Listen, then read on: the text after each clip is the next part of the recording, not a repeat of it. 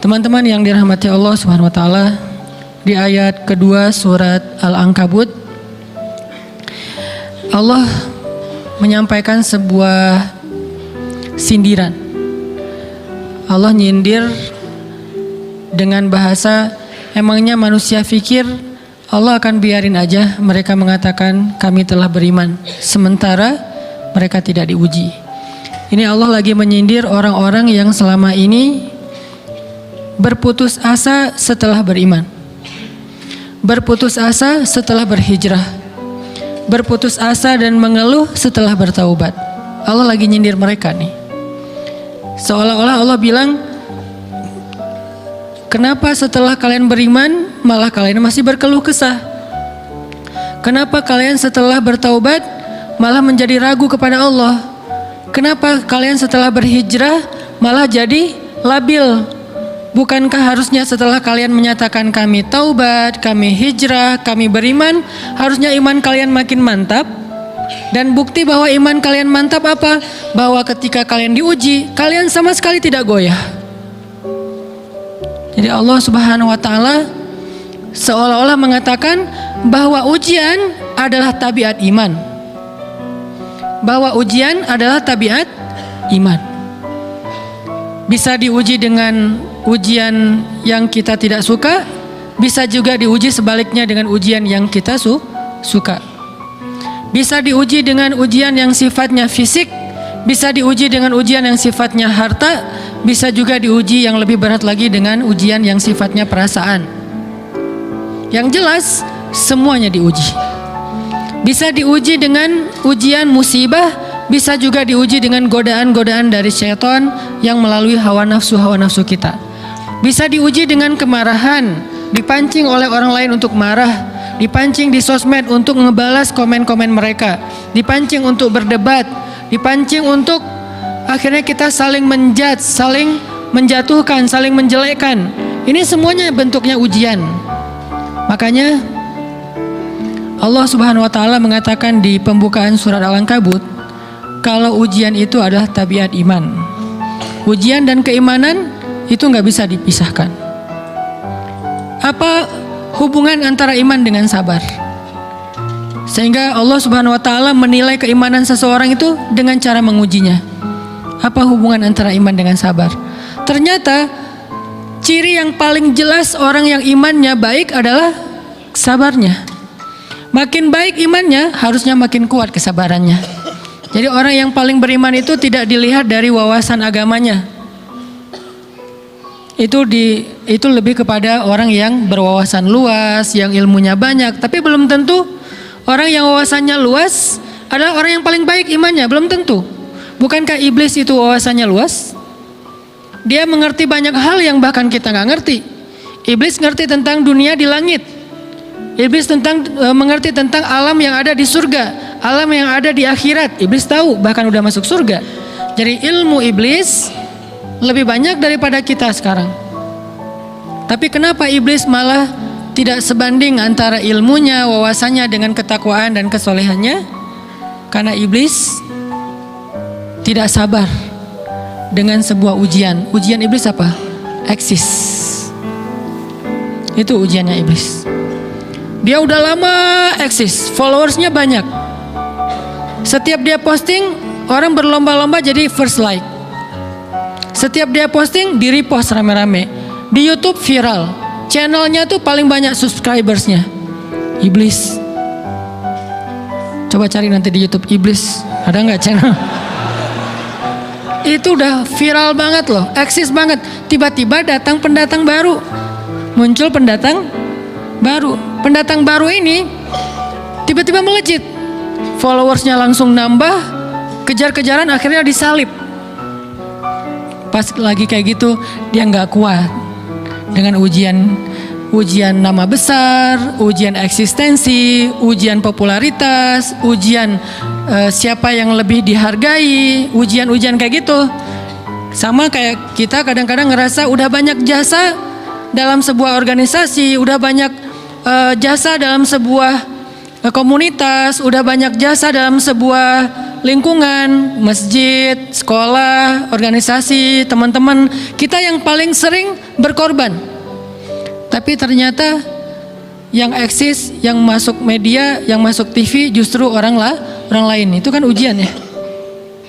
Nah ini nih yang kadang-kadang ujian namanya zulzilu, diguncang perasaannya. Bukan diuji dengan fisik, kadang-kadang ujian sakit, capek, lelah buat kita bisa kita lalui itu. Dalam sebuah organisasi nih, kita lagi bikin kegiatan sosial, baksos di sekolah dengan OSIS-nya, dengan ROHIS-nya, di kampus dengan BEM-nya, dengan LDK-nya, kita bikin acara baksos. Kan effortnya lumayan ya. Kita begadang untuk meeting, kita survei lapangan, kita kerja malah tidur sehari cuma 1,5 jam, 2 jam. Fisik kita lelah, fisik kita capek, kadang sampai sakit. Sampai dirawat di rumah sakit gara-gara kena misalnya tipes gitu, gara-gara kita habis-habisan bekerja. Itu buat kita nggak masalah. Ujian fisik kita lalui. Dan besok mau ngadain lagi, kita yang paling semangat dan aktif. Gak masalah capek juga. Gak masalah juga kita lelah. Gak masalah kurang tidur. Gak masalah berjalan jauh. Gak masalah. Satu, ujian harta. Kita yang justru nombokin. Kita yang nalangin dulu ke modal-modal untuk kegiatan-kegiatan tersebut. Kalau ternyata nggak tercover dananya, akhirnya nggak bisa dibalikin talangan kita, nggak apa-apa, kita ikhlas. Kita berkorban dengan harta kita. Butuh apa? Saya bayarin. Butuh apa? Kita lewatin ujian harta. Tapi begitu ujian perasaan, kita udah capek, lelah, kurang tidur, nombokin, nalangin habis-habisan. Ternyata teman kita yang jadi ketua panitia ada kadang cuman masalah itu doang. Atau dia yang jadi PR-nya. Yang namanya PR ketika diliput oleh media kan dia yang muncul mukanya kan. Akhirnya diundang oleh misalnya hitam putih lah atau apalah. Kok dia yang muncul di sana? Atau diundang berdua, tapi sampai di sana dia yang banyak ngomong, kita diam aja. Pulang-pulang pundung. Begitu besok mau ngadain lagi, udah nggak mau terlibat. Left group. Kenapa itu terjadi? Ujian zulzilu, perasaan. Itu yang dialamin oleh iblis. Iblis rela banget disuruh beribadah, sujud beribu-ribu tahun, kuat iblis. Kalau kita mungkin jidatnya hitam, kalau iblis mungkin udah kepala-kepalanya hitam, saking rajinnya sujud. Wah, ibadahnya udah ribuan tahun. Iblis disuruh berkorban dengan harta yang dia miliki, dia kasih aja semuanya. Tapi kalau disuruh dia ngalah dari Adam untuk memimpin alamin, menjadi khalifatullahi fil ard, menjadi pemimpin, wakilnya Allah di muka bumi, buat iblis ini berat. Kenapa dia? Ana khairum min, saya lebih baik daripada dia. Saya lebih senior daripada dia. Saya lebih sehat daripada dia. Saya lebih keren daripada dia. Saya lebih. Ujian emosional, ujian ego, ujian perasaan. Itu yang lebih berat buat kita.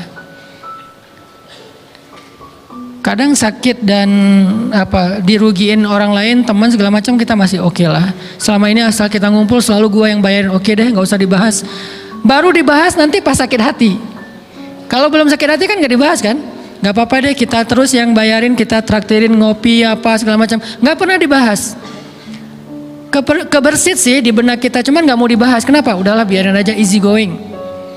Kemudian kayak kita yang capek harus rempong sana kemari segala macam. Selalu acaranya di rumah kita, akhirnya kita yang bayarin, kita yang rempong, nyiapin segala macam, bebersih sendiri.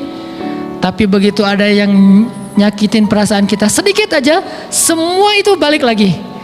Dari dulu ya. Nah, keluar kan? Kenapa? Dipancing oleh ujian perasaan. Jadi ternyata yang paling berat itu adalah zulzilu, diguncang perasaannya. Kita kadang-kadang habis-habisan buat seseorang, nggak masalah. Hujan-hujanan dia yang pakai jas hujan, kita nggak pakai apa-apa, nggak apa-apa. Sakit-sakitan juga, dikerok dan segala macam, biarin aja. Kalau perlu misalnya kalau bannya lagi kempes, dia naik Grab, kita dorong-dorong motor terus cari tempat segala macam sampai tengah malam, nggak apa-apa deh buat dia. Apa sih yang nggak buat kamu? Begitu dia selingkuh, keluar semuanya.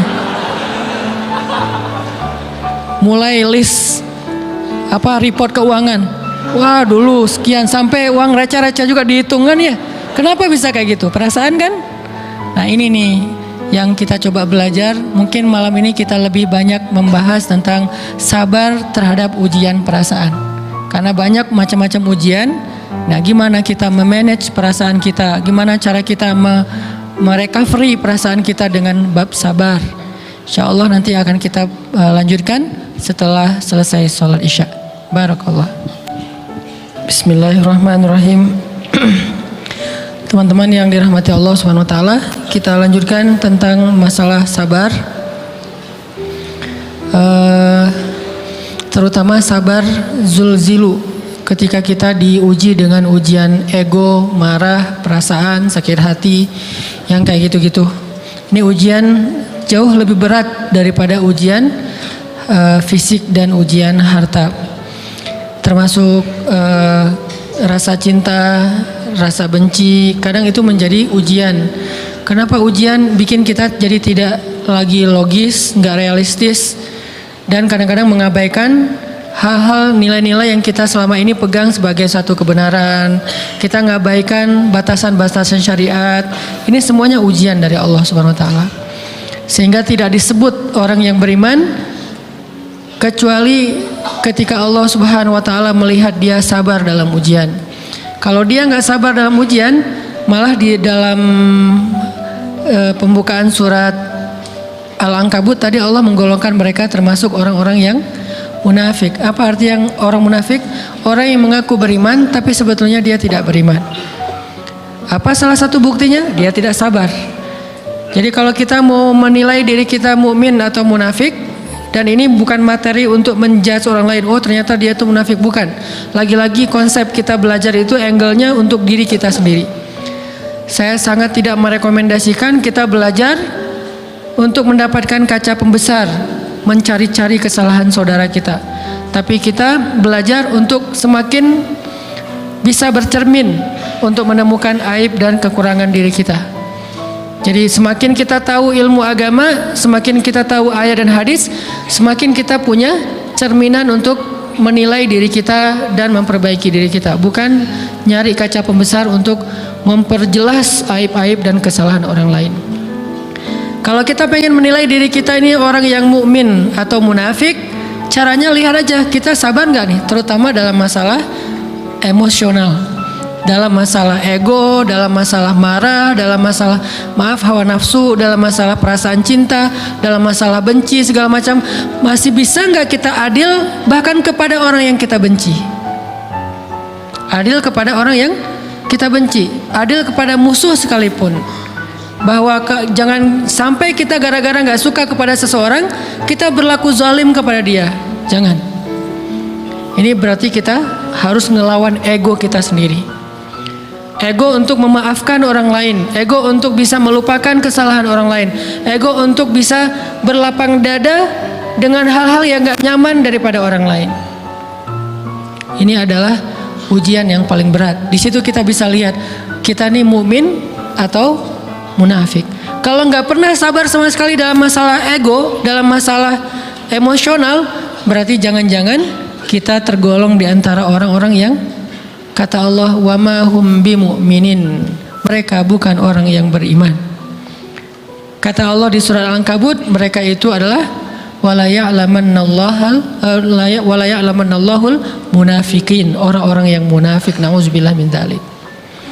Kalau kita merasa pernah sabar terhadap emosi kita, sekarang kita lihat sesering apa kita sabar terhadap emosi kita. Maka derajat seorang mukmin tergantung tingkat kesabarannya. Ada yang orang sabar hanya kalau disakiti dengan satu kata. Ada yang sabar dengan satu kalimat. Ada yang sabar dengan satu paragraf. Ada yang sabar dibully rame-rame juga dia sabar. Berarti lahum darajatun inda rabbihim. Orang beriman juga bertingkat-tingkat.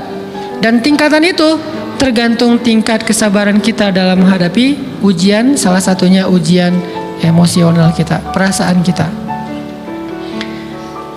Sehingga teman-teman yang dirahmati Allah SWT, salah satu program kita untuk terus mengembangkan diri, program untuk tumbuh, program untuk memperbaiki diri kita di hadapan Allah itu adalah coba kita program dalam sehari aja, terus kita nilai berapa kali kita berhasil ngelewatin ujian emosional. Bukan cuman marah, termasuk cinta, benci, tersinggung, sakit hati, kayak gitu-gitu. Berapa kali kita bisa berhasil melewati itu dalam sehari? Gak usah seminggu, sehari aja. Di jalan, sama temen, di grup WA, di IG, di Twitter, di mana gitu. Coba kita lihat berapa kali kita bisa menahan diri kita dan bersabar. Bukan berarti tidak respon ya, bukan berarti pasif. Kita bisa merespon tapi dengan cara yang elegan. Kita bisa merespon tanpa harus memperlihatkan emosional yang meledak-ledak. Bukan berarti ketika disakiti orang, dihina dan segala macam kita diam aja. Nggak selalu kayak gitu. Kadang-kadang kita perlu merespon untuk mengklarifikasi, tabayun kalau kata orang-orang yang dalam ilmu fikih. Kita harus tabayun. Tapi tabayun dengan marah itu beda. Tabayun dengan mencela itu beda. Sehingga kita mencoba menahan diri berpikir, aduh capek kalau gitu. Tapi kan ini bagian dari pembelajaran. Makin terbiasa kayak gitu, terbiasa elegan, maka otomatis jadi nggak terlalu repot lagi. Kan awal-awal bersikap pengen yang bijaksana, yang elegan, yang dewasa, itu kan kadang-kadang harus diusahain ya. Karena belum mengkarakter, harus mikir dulu gimana ya sikap yang paling dewasa, gimana ya sikap yang paling bijaksana, gimana ya sikap yang paling wise, gimana ya sikap yang paling elegan, masih mikir.